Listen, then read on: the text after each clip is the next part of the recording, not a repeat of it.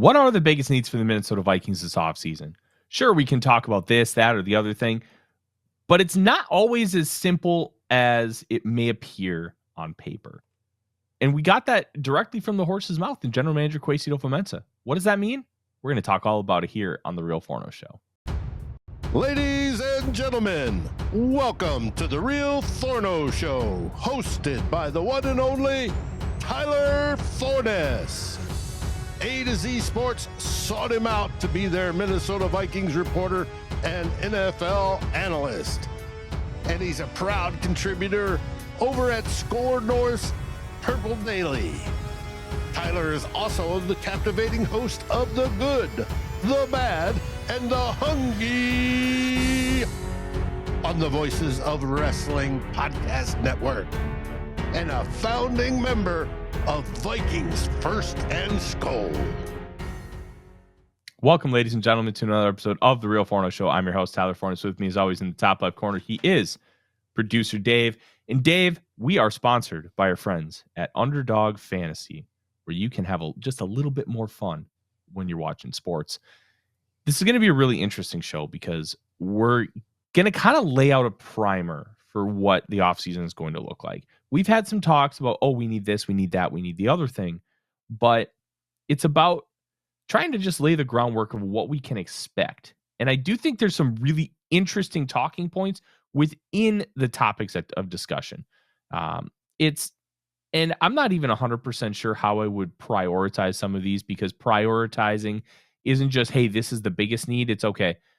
Where is the market going to be really thin, and where does the talent cliff fall? Because that might become your biggest priority versus a more deep pool of players at another position. And I do think some of those elements are going to ring true here in this free agent class and also in the NFL draft, where it's not always going to be the biggest needs that get the most priority, because you have to look at where the depth is. And I do find that element to be really fascinating when it comes to the Minnesota Vikings. It is. Sorry. It's okay. It's okay. We are recording at about 11 o'clock on Monday morning because I have commitments for the national championship game tonight, which you can enjoy. It's starting at 6:30, about a half hour into the show as Merlin barks in the background. So what we're going to do is we're going to kind of lay out a primer for the Minnesota Vikings here in this week, because I do find it very interesting. So let's kind of start here. We're not going to label them what are the biggest needs, 1, 2, 3, 4, 5, 6. We're just going to talk about what the biggest needs are, because I do think what is the biggest need is going to be quantified in a different way here moving forward, and we'll get into that before the start of free agency and the NFL draft. But I want to start here. I want to start with the interior of the offensive line. And it's already driven me nuts. Round bellies. I know. It's already driven me nuts how many people are mocking offensive line to the Vikings and just giving them a tackle. One mock draft from Fox Sports had the Vikings taking an offensive tackle at 24th overall, stating they just need to take the best offensive lineman available, completely ignoring the fact that they have Christian Darrisaw, Brian O'Neill, one of the top 3 tackle duos in the National Football League. All right, let's be real here. They don't need a tackle. If you're taking a tackle, that boy is being moved inside to guard. So if you want to be like, okay, we're going to take a tackle, we're going to move him inside to guard, that's fine. But the reality of it is, not every tackle can play guard. And just taking an offensive lineman because they quote unquote desperately need one is really bad process. And it drives me nuts, because not every tackle can play guard. Not every tackle should play guard. Some should move inside. Zach Martin moved inside and had a Hall of Fame career. And he's available on the free agent market. So maybe the Vikings call him up, be like, hey, why don't you come in for $10 million? Start, finish your career, have a good time, maybe win a Super Bowl. There's a reality where that exists. And it's not as simple as you just need to replace guys.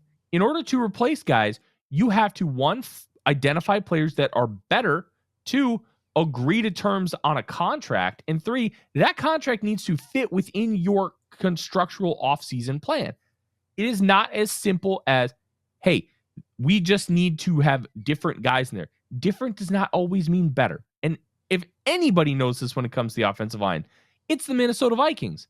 We went from Dakota Dozier to Drew Samia and somehow got worse. So it's not always as simple as just getting new bodies in, because new bodies can make the problem worse. And I think this boils down to what Kwesi adofo-mensah said at his season-ending press conference. And this really struck home with me more than anything else that was said during the entire time that he and Kevin O'Connell talked. Because unlike past years, they just went back to back. They did not talk together. And I think that's better, because then we got more concise and clear answers from each individual. And I didn't read into the fact that they weren't together. I don't sense any tension or stress, despite what's being reported by Mike Florio of Pro Football Talk. So he was asked explicitly about if adofo-mensah agreed with O'Connell's comments after the Rams game that they needed improvements on the interior of the offensive line. And here's the quote. I think, having studied it, I would agree with what he said. What I would say is, though, I think a lot of times everybody hears that and thinks the answer is kind of simple. And the answer can come from different ways. It can come from a different player. It could come from a player year over year improving. It could come from how we do things from a pass protection standpoint. Those two games revealed some issues in there that were tough to overcome. How do you overcome them? And that's what's beautiful about football. It's this complex sport. You want to run the football, there's a lot of ways to do it. You could maybe get better at receiver and then play you a certain way. We'll approach this offseason trying to fix the team with that creativity, that mindset in place. We'll collaborate with Kevin, but yeah, we want to be in a place where we're still playing football. And to win these last games, any potential places where teams can attack, you've got to be ready for, not just from your starting lineup, but from your two deep. And so we want to set ourselves up to be in that position and go from there. End quote. That quote, I think, was a really big one. He said that there needs to be improvement, but improvement is not always linear. It is not always just put in a new guy. There are a lot of different ways to find improvement. And to me, what that read was our method of what we believe is going to be improvement year over year may not mesh with everything that the fan base says. May not mesh with, hey, you just need to cut Brandel, Bradbury, and Ingram and Reisner, get rid of all of them and just start over. It may not be that simple. Now, there are a lot of different ways to kind of parse this out. You can talk about the salary cap implications, which I have done the numbers. I wrote a piece that dropped early Monday morning talking about the potential cap casualties that could be. All 5 of them are blockers for this team. Ed Ingram, Blake Brandel, Garrett Bradbury, Josh Oliver, and CJ Ham. It also speaks volumes to where the Vikings are from a salary cap standpoint. They don't have anybody that's making money that's worth cutting or even thinking about it. Like, the only one that you could maybe think about was Andrew Van Ginkel, and he was a second-team All-Pro. You're not getting rid of that guy. You're not doing it. It would be stupid. And that's where we're at from a salary cap health perspective. But replacing these guys does not always mean year-over-year growth. It does not mean improvement. And from a salary cap perspective, you have to look at some of those things. If you cut Blake Brandel, $1.33 million dead.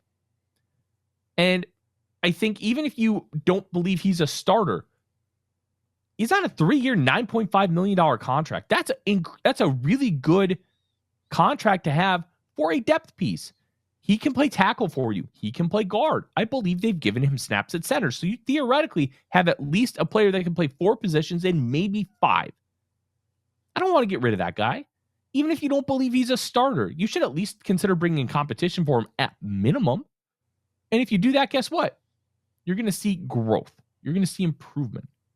And you know what? When Brandel comes in, he can at least give you some form of baseline starting caliber play because we've seen it. The other one is Bradbury. I really don't understand why everybody's like, we need to get rid of Garrett Bradbury. 1, who are you going to find that's better? 2, is that guy going to make less money than Bradbury? Because if you cut him, it's $2.44 million in dead cap. So then he's got a cap hit of $6.06 million. So essentially, you need to find a guy that will take up less than $3.6 million on the salary cap in order for it to balance out for him to make less than Garrett Bradbury this year. And even so, is he going to be better? Everybody goes to Drew Dalman. Drew Dalman's fine. Where's he significantly better than Garrett Bradbury? He's the same type of player. So I'm not even convinced that they're going to find a better player. Now, should they find a better player? I'd hope they do. I don't want Garrett Bradbury to start at center on my football team for the next 8 years. He's not Jason Kelce, but he's capable. He's fine. But do they have one on the roster already? As in Michael Juergens? I mean, they believe in Michael Juergens, but I don't think we've seen enough from him to warrant him becoming a starter. I think you should allow him to compete for a starting guard spot.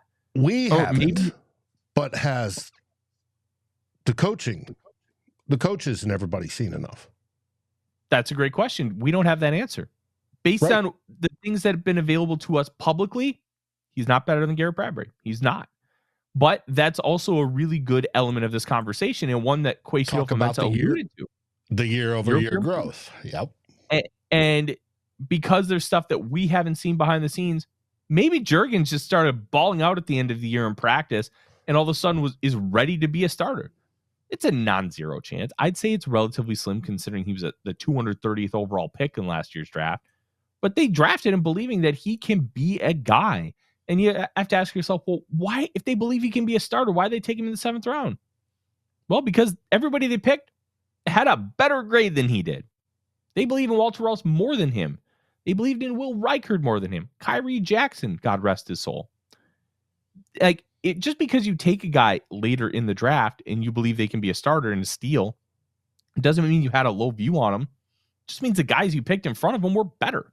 And you believed they were better. Or you needed more.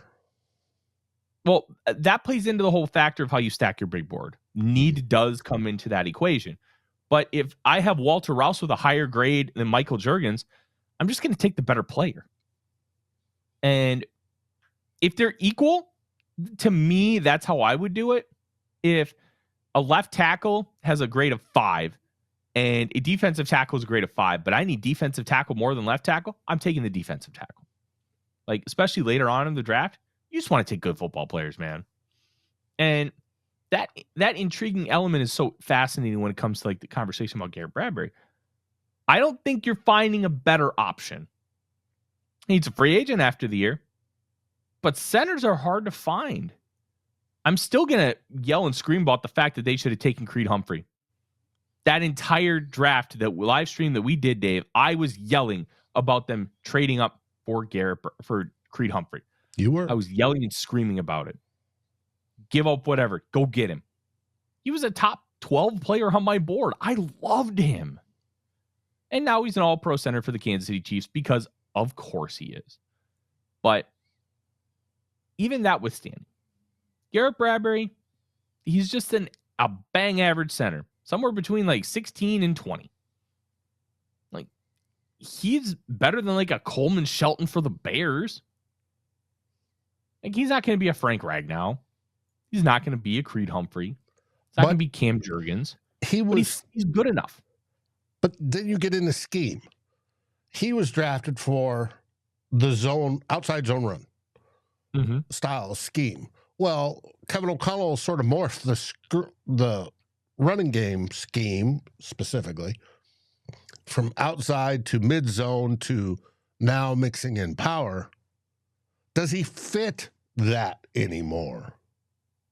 Would he be? So he might be better on San Francisco, who runs that, versus in Minnesota. Do we look? And I haven't looked at Dahlman. I don't know what the Falcons do overall. But what if we went for a power type of center? Would that fit the scheme better than what we're getting from Garrett Bradbury?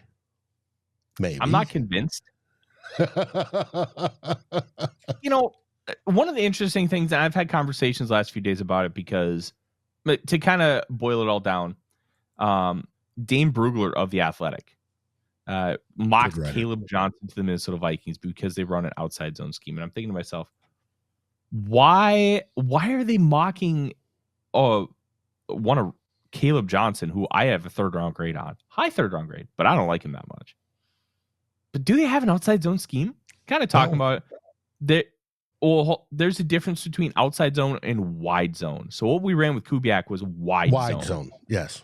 So we do run outside zone. And we run and we mix it with mid and we mix it with power gap. So I think he's capable enough. But again, it boils down to who's replacing him. If you find a replacement, then cut him. I'm fine with that. That's the big thing for me. With Bradbury, I need a replacement. Find a replacement that's going to be a better than average center, because that's what Bradbury is. He's an average starting center. He's going to have flaws, 100%. But find me better. If you do that, I'm fine with getting rid of him. But I don't believe you're going to. Ed Ingram and Dalton Risner, I'm not bringing Risner back. Ed Ingram, if he loses that starting job and you have good depth behind him that you feel comfortable with, I'm fine cutting him. But Ed Ingram is the kind of guy that you keep until final cuts. And you see if he's going to have some year-over-year growth. You see he's going to be worth keeping as a backup. Kind of the same thing they did with Armon Watts a couple years ago. His salary's not guaranteed. And he's on a relatively inexpensive deal. It's going to be... Here, I'll pull it up because I have the numbers right in front of me, Dave. Was it like $2.5 million or something? $3.71 million cap hit in 2025. Cap savings of $3.325 million if they cut it. But they can cut him in final cuts and still get all of that savings. So I'm not too worried about it. I'm not too worried about keeping him, because I do think guard is hard, and I thought he showed some improvement this year. Now, if you cut him, I'm fine with it. I'm not going to sit here and say, hey, that was a bad decision. I do think it would be the smarter decision to keep him through training camp, because the money's not fully guaranteed, and you don't have to wait until like the 5th day of the league year when it does become fully guaranteed, like a lot of second contracts are. So I feel like we're in a relatively solid spot as far as what we can do with Ed Ingram. There's a lot of flexibility there. But Brando, I do think will come in, and I think he's going to easily compete for that starting job, and I think he'll probably end up getting it because Christian Darrisaw is back. The 6 games that Brando played with Darrisaw next to him in full, 6 pressures allowed. 4 pressures allowed against the Rams. 31 the rest of the regular season. 31. There was a significant drop-off with him without Darrisaw. And I think that can boil down to how Cam Robinson plays and how Cam Robinson loses. Because the big thing with Robinson is you can just beat his ass to the inside. That's easy to do. And guess who's put under more stress that way? Blake Brandel. So I do believe that you put Darrisaw back there, Brandel will be an average starting guard, if not better, like he was the first 6 weeks of the year. I also think that it was his first year playing guard in a full-time basis. He was drafted as a left tackle in 2020. There's an adjustment period. It's not easy to go inside. There are a lot of different things that you have to learn. So I think my guess is they keep Brandel, they keep Bradbury, and they try and find a really good replacement at right guard. And I do believe that the Vikings will consider that year-over-year linear growth. And didn't Kwesi mention something about coaching as well? Yeah, that was in that whole spiel. Mm-hmm. Coaching matters too. So I'm really excited about the idea of if you improve the one spot, let's say you get Trey Smith or Will Freeze, or even like a Zach Martin, and then you draft somebody to develop behind him. Like, you're going to be better than last year. It does not have to be exactly how you want it. And I think fans, when it comes to free agency, they have a plan in mind. This is what I want. This is what I need them to do. I was a little surprised when they got Jonathan Gennard, but then when I dived into it, I'm like, okay, this is great. This makes a ton of sense. It's a better scheme fit. Mm-hmm. And guess what? He's a borderline All-Pro. Andrew Van Ginkel, great scheme fit. Second team All-Pro. Blake Cashman got All-Pro votes. Sam Darnold, awesome season at quarterback. They got 3 Pro Bowl starters in free agency last year. Unheard of levels of success when it comes to free agency. Unheard of. It's awesome. It is, and we expect Kwesi to do more because he's got more funds available. As long as we don't waste it on a quarterback. And that's a big thing. Funds. Vikings are going to have $70 million in cap space to play with. They can get up to it's like 150 or 170 if they just restructure everybody to oblivion. Plus, if you give Byron Murphy Jr. another contract, guess what? You're going to be able to play with the void years a little bit. That sounds pretty nice. Like, you can do that. If you give Stephon Gilmore another contract, you can play with the void years. So I do think that adds an interesting element here to how you maneuver with the cap space. Byron Murphy Jr. is going to have about $5 million in dead cap.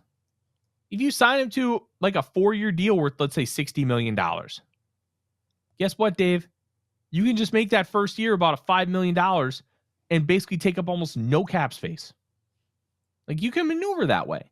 And there are ways to kind of get around those things. So I find it really interesting how they're going to kind of maneuver some of that. And I think offensive line, they're going to find ways to improve it. Just be open-minded to that improvement. You want all new players. Don't expect that. Expect one or two. Expect maybe like a big dollar free agent and then a couple smaller dollar free agents to compete. It's not going to be, I want to fix the entire unit. That's just, they're not going to replace all three guys with high price free agents. That's not possible. It's possible. It's not plausible.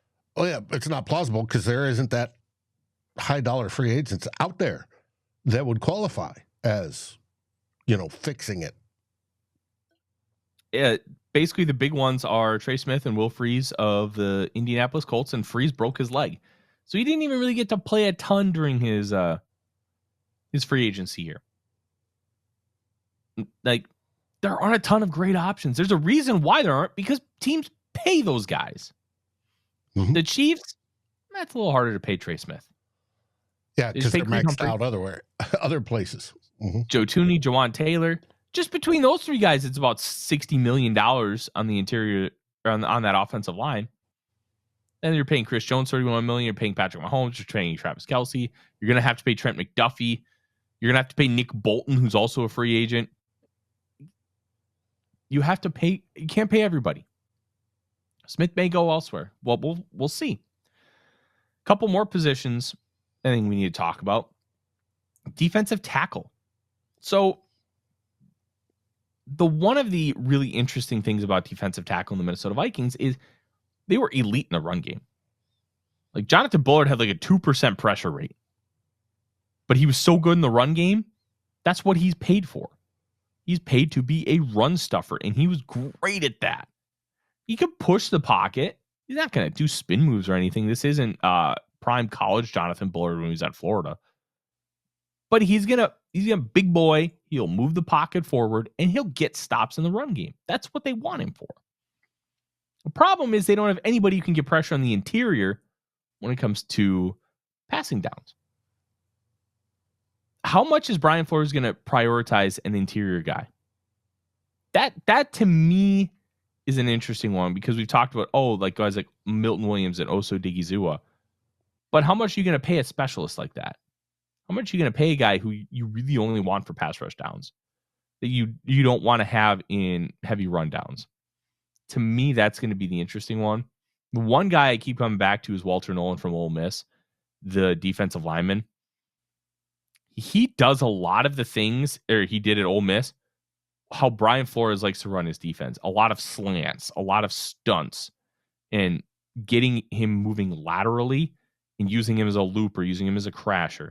So the fact that he's doing a lot of the stuff that Brian Flores likes to do already signals to me that it could be a really, really nice fit. But I'm not convinced that they're going to want to prioritize these like true gap shooters and give them a bunch of money. So I do find it interesting how he's going to want to prioritize some of these. Yeah, but that could be, like you talk about the kid from Ole Miss. It could be a draft focus if said player, and we saw it this weekend, we saw it last weekend as well. You get that pressure up the middle from a defensive tackle. The Rams used it great. We saw it this weekend again. It causes havoc that I think Brian Flores would love to have on his defense, that extra push and the extra havoc. And it's hard for offenses to deal with because you've got that big-bodied defensive tackle that can rush the passer. So it'd be nice, but I'm seeing that draft more than free agency because those guys don't go to free agency. They get signed, re-signed. That's a big factor here, too. Aleem McNeil, I thought he'd make it to free agency. Big contract. Jeffrey Simmons, we thought maybe a trade market. Doesn't sound plausible. Same with Dexter Lawrence. These guys are just getting signed because they probably should be signed because they're that good. That's why we want them. And it's becoming a more important spot. If you can find a defensive tackle that can pass rush and interfere with the pass as well, that is a huge bonus on how you build a team. Mm-hmm. And there's probably 100%. There used to be only a few. Now there's probably 10-ish in the league, maybe more, a dozen. And it makes a huge difference.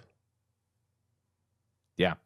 And I think that's a really big factor in this whole conversation and discussion because you have to find the guy and he has to work with what you want to do. And that's not always the easiest thing in the world. So if they find the guy in the draft, take him.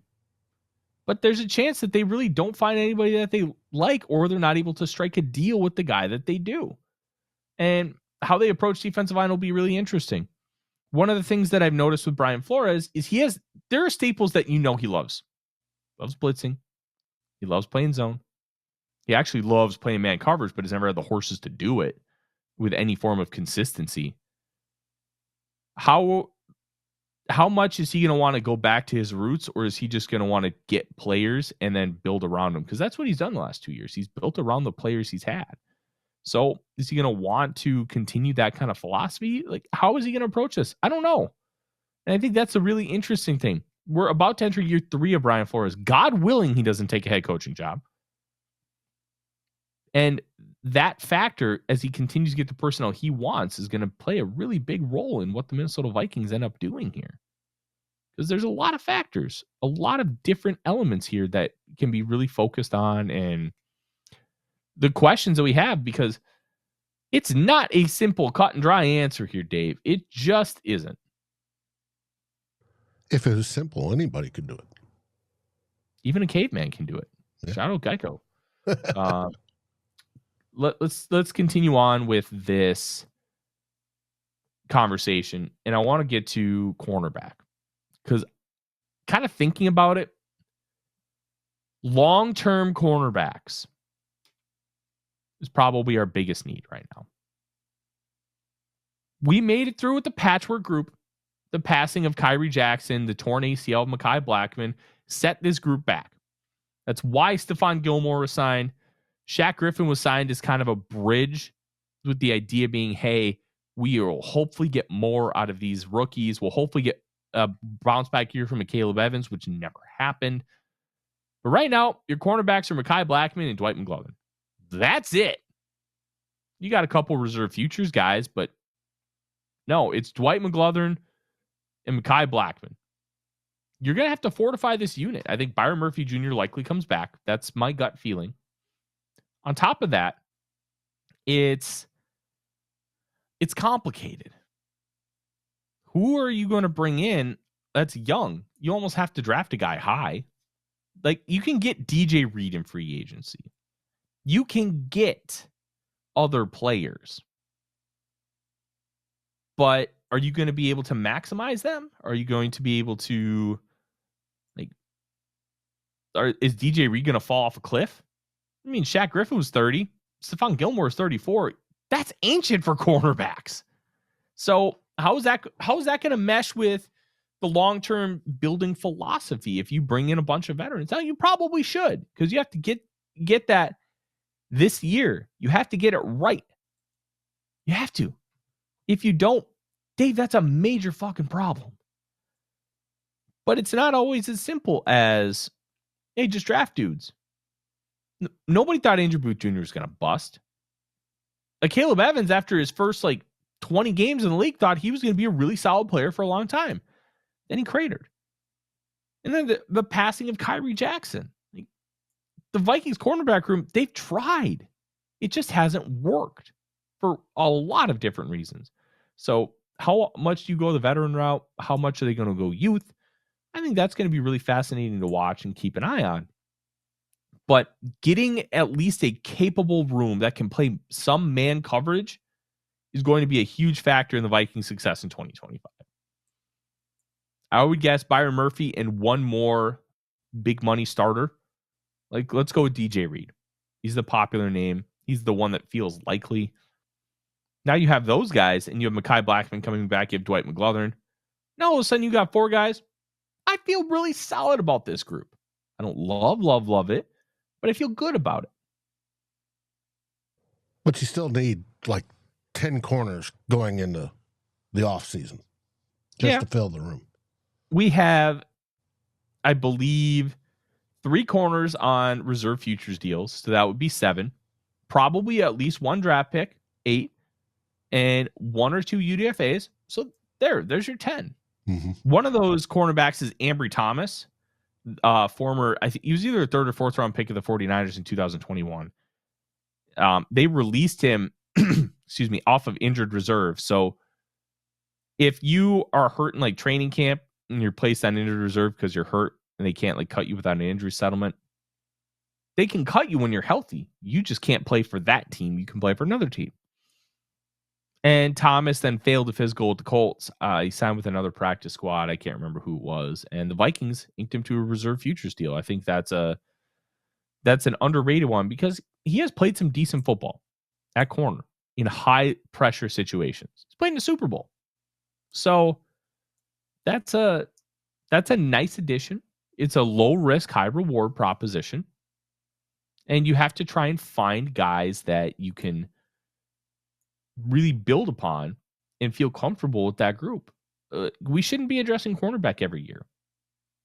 Now, there are things at play outside of the Vikings' control. Look, torn ACLs happen. It sucks, but it happens. Just happened to be to Mekhi Blackman. You can't predict that somebody will get in a tragic car accident, which happened to Kyrie Jackson. Those factors aren't the Vikings' fault. It's just for lack of a better term, it's the cost of doing business. You're going to have things happen to your football team. And when it does, you have to adapt and adjust. And I think the Vikings did a good job of adapting, but now you have to find longer term solutions. You can't just keep going to the scrap bin and finding a cornerback to play for you for a year. You have to be able to figure that out long term. And I think this offseason is going to be huge in being able to get that accomplished. Hey, they're going to need to. They want to compete. And I think they will. I agree. Are there any other positions? What could be a sneaky addition that nobody's looking towards? I kind of like the idea of adding a wide receiver. I think Jalen Naylor had spurts of good play. But how comfortable, Dave, do you feel about Jalen Naylor being your wide receiver 3 going into the year? I could live with it. But yes, there are spurts. He's had some great play, and then he's had the drops. And it's just come on, Jalen. Yeah. As I yawn because at the wide receiver 3 level, you can find those guys out there. Mm-hmm. There's more of those than you'd find at wide receiver 2 or wide receiver 1. Most definitely. I think there's some interesting names at wide receiver 3. When you kind of look at the free agent market, could you get a guy like Brandon Cooks to sign for $5 million? I'd feel real good about our wide receiver room if you did that. Hollywood Brown coming off of I think he's going to price himself out, even though he missed almost all of the year with an odd chest injury. But there's some names that you could kind of look at here and decide, hey, I want to kind of try and just bring in competition. a Van Jefferson, a Sterling Shepard. These aren't sexy names. Josh Palmer from the Chargers. Diami Brown from the Commanders. Those guys might cost $10 million, but it would at least be, hey, maybe we should think about this. Maybe we should consider this. And I do think those elements are something to really think about because there are talented receivers who are going to be on the market, some of whom are going to be priced out of Minnesota. Like, they're not going to get T. Higgins. They're not going to get Keenan Allen. They're not going to get Amari Cooper. But maybe you could get a Brandon Cooks, a Darius Slayton. Like, just bring in competition for Naylor, because I don't think Naylor's this great player that you have to focus on. I think he's solid. Solid enough, at least. But I also don't want to believe that he could, or that he's the guaranteed wide receiver 3. Because I think we saw plenty of inconsistencies in his game this year. And that's kind of where I'm at. The surprise he's still one under might contract, be yes. One more year, yes. Yeah. When you talk about like the wide receiver position, you got to have a little bit better depth behind Addison and Jefferson. I want to feel comfortable with what wide receiver 3 is going to be. And adding somebody might be your best bet. And you know what? Maybe they don't win the wide receiver 3 job. But now you've got 4. And your 4 wide receiver sets, when you do run them, can be a little bit more effective that way. I think there are elements to it. And like Josh Oliver was signed in 2023 because they wanted a really good blocking tight end, but they knew they could take advantage of defenses with him in the game.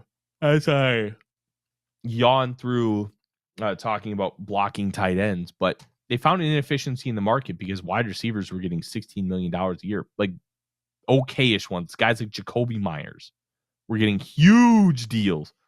And luckily, that offseason ended up kind of resetting the market down a little bit. But wide receivers just getting bonkers money. So the Vikings like, all right, let's go 12 personnel. Let's get a guy who's just a monster blocker who we can trust in pass routes. And they found that with Josh Oliver. And I think they were right in doing so. So I think wide receiver is a sneaky position that they could target. I do think inside linebacker could be one that they target.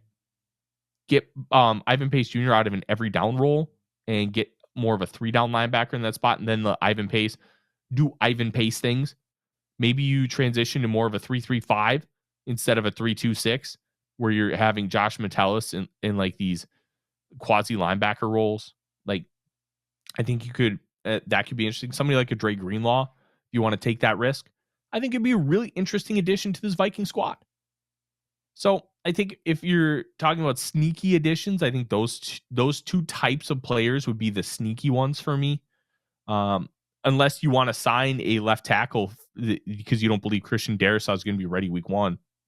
I would guess he's ready week 1 because he had his surgery around Halloween. And you talk about 9 months, that would be end of July. So I do think that it's very plausible he plays week 1. So I'm not really that concerned about it. But it is something to monitor and consider. I don't think Cam Robinson's coming back. I don't think there's any way that the Vikings bring back Cam Robinson. Thank you very much for your service and your efforts in trying to help us make a playoff run. It's not going to work here long term. It never was. And I wish you all the best. And that's kind of an interesting one. Now, we talked about the line, and you just finishing up with Cam Robinson. Where should we find a running back if Aaron Jones isn't brought back? Or if, we've only got one running back under contract, correct? Yeah. Ty Chandler. Mm-hmm. Is Ty Chandler RB1? Is that the year-over-year development? No, I don't think so. I don't think so either. I don't even think they believe him to be an RB2. I think he's a special teamer at this point, which sucks because I really did have belief and faith in that he could be kind of that guy to take a really big step. It's just not happening. And I think that's where kind of I'm at. It's just not happening. I do think running back will be addressed. I think it's a very deep running back class. I think that compensatory third is probably your most likely spot where the Vikings take a running back. It's possible in the first round, or if they trade out of the first round and into the second. Let's say they get a second and third round pick to move out of round 1. This would be the year to move out of round 1. It's not a super deep class.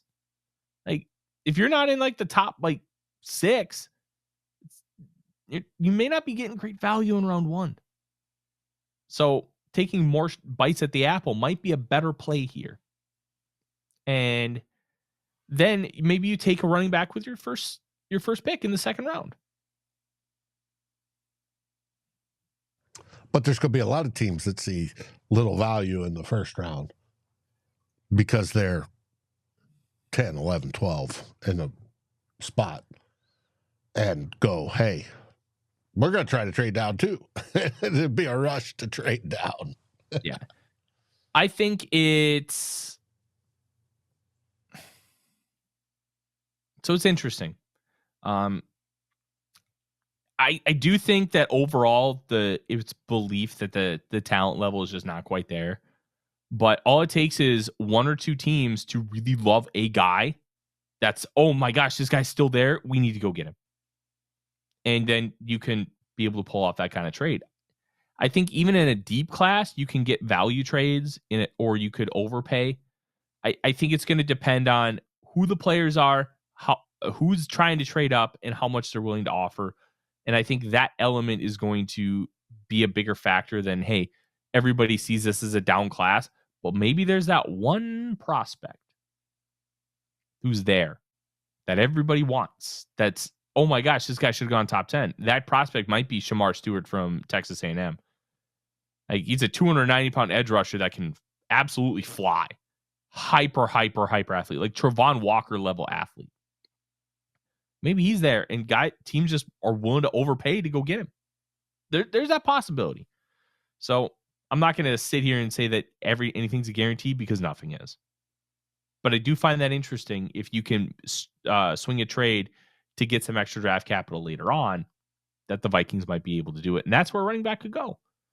There's a lot of really good running backs in this class. And I do think they'll come away with at least one who's starting caliber, which you can probably find rounds 3, 4, and 5, because there's so many. And that's a good thing. Oh, yeah. That our needs match up with availability. Mm-hmm. Like last year in the quarterback. One last position to talk about before we head out of here today. I think safety is a big need, but it could also be addressed by, hey, we're just going to re-sign Cam Bynum. But I do think safety or a versatile corner is in play.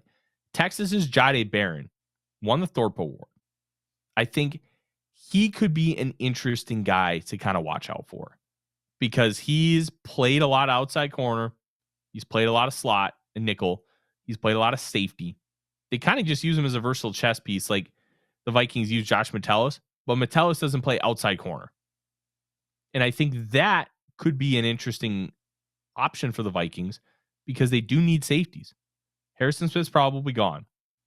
Cam Bynum, I don't think, is coming back. So you're going to have to find ways to get safeties. My guess with Bynum is he's going to price himself out of Minnesota, where Minnesota's going to be like, hey, we're going to be in negotiations with you. We like you. We want you back, but we have a max. And this is our max. And Bynum probably gets more from another team. And I think at that point, you just say, thank you so much for your service. Bye. I don't like it, but it is what it is. Well, he does need a contract, because it was just announced yesterday, day before.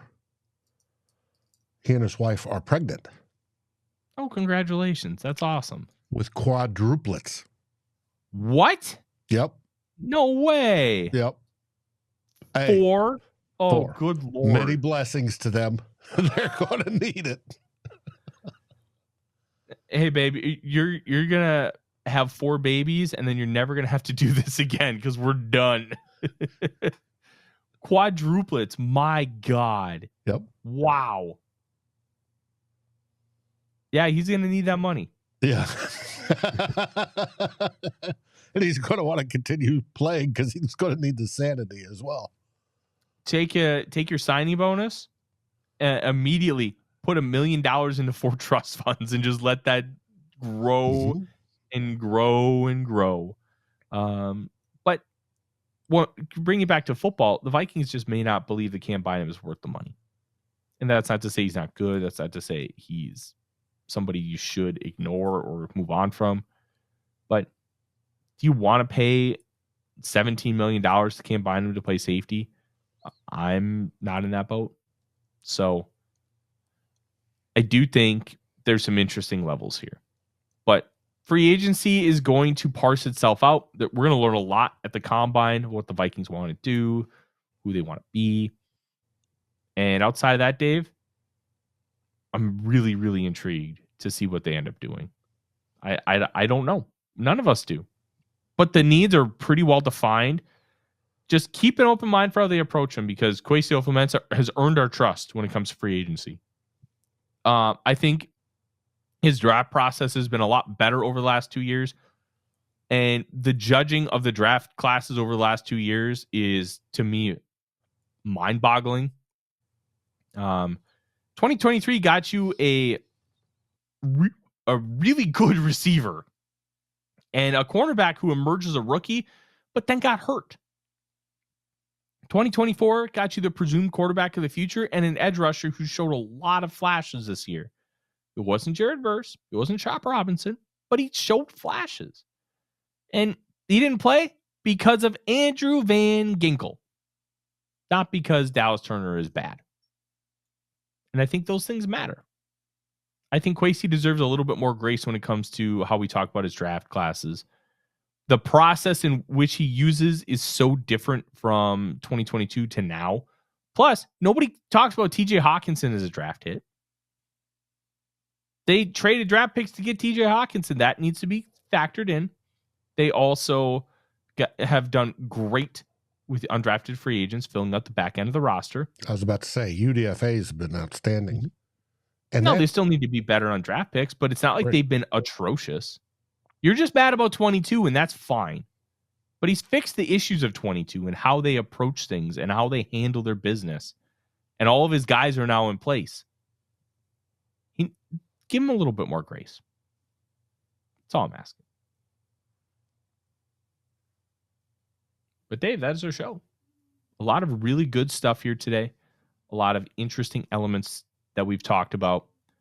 And the Minnesota Vikings are in a great spot to continue moving forward and taking things to a different level.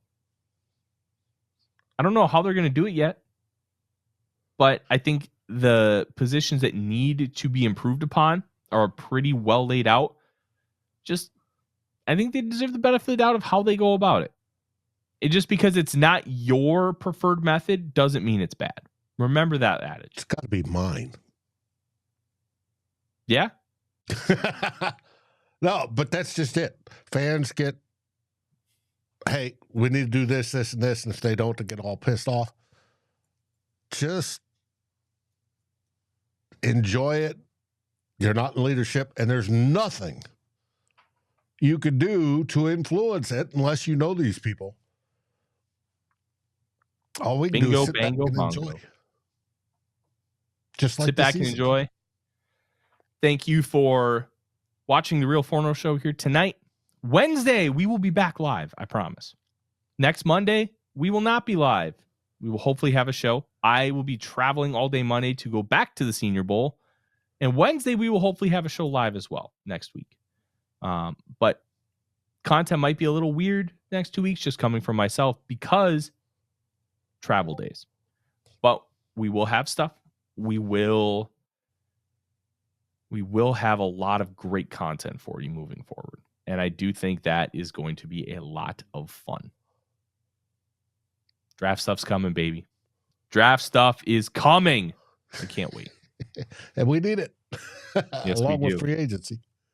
Thank you guys so much for watching. Like, comment, subscribe, ring the bell. Ringing the bell is the best thing for you because when we have to go live at different times or when we have something coming up, you will be notified of it. And if you're on the podcast, subscribe and give us a 5-star review. Please and thank you. I'm Tyler. He's Dave. SKOL Vikings. SKOL Vikings. Like, subscribe, and ring the bell to get notifications. It helps us grow this community that we all love our Minnesota Vikings. And on behalf of Tyler Forness and myself, Dave Stefano, thank you so dearly for watching The Real Forno Show. SKOL, everyone!